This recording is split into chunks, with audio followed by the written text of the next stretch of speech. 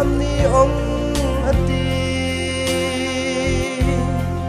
ram ri khe kinai hong ro reng pan kinai lung sung tak tiam ni ong ati nam ke sam na rol vai ngai na nam bade mun ka leng rangin sia nga hom ka ro bi kwan dum bahin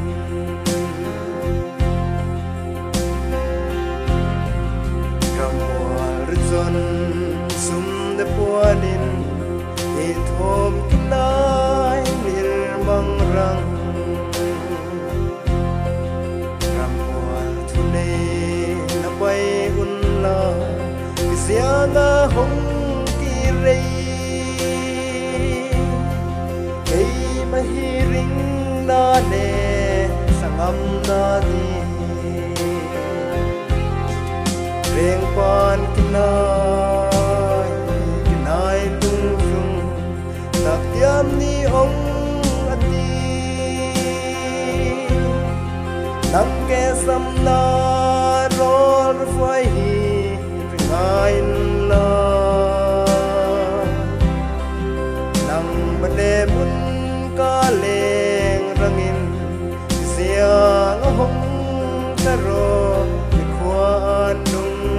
bahin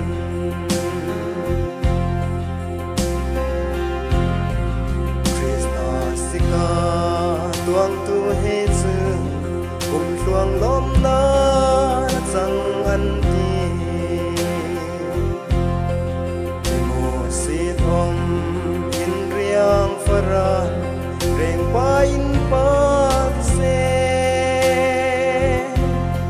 kuta vo no salem thal lan dong ati